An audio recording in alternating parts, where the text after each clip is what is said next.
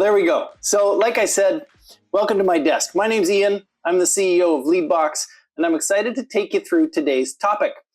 The unfortunate reality is that we've gone from one inventory crisis, it was a result of COVID and chip shortages and the manufacturers making changes to production, to resuming production, and now we're finding ourselves in an inventory crisis anew.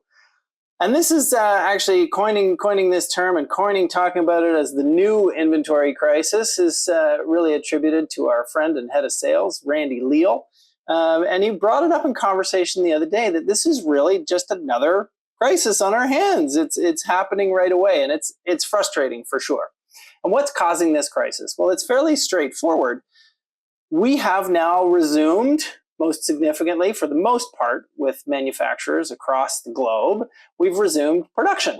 There's still a few manufacturers that are struggling to get things afoot or that are strategically deciding to hold back on production. Remains to be seen. But the fact of the matter is most manufacturers now have quite a few vehicles on the ground. And when you have a lot of vehicles on the ground, you have to pay what? You've got to pay flooring cost. And how's our interest rates right now? Our interest rates are pretty great, aren't they? I know I'm having a blast with interest rates. I was just lamenting the actual volume of dollars that go to interest rate these days. But the reality is you can be paying 6, 7, 8, 9% on flooring costs. That's a crisis in its own right. Go back about 10 years or even 5, and we were only paying small percentages, maybe 0.5%, maybe 1%, maybe 2% that we're paying on our flooring costs.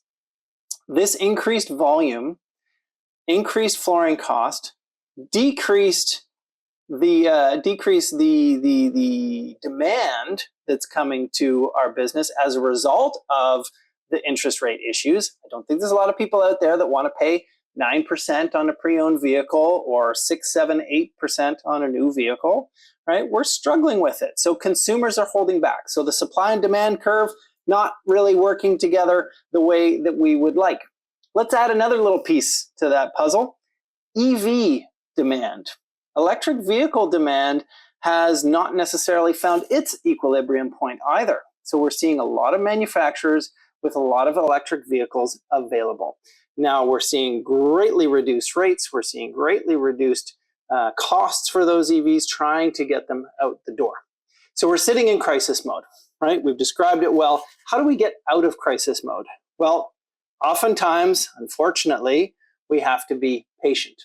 Right? That's probably number one. We've got to be patient. This too will pass, right? Ian, not good enough. We need more than that. Okay, fair enough.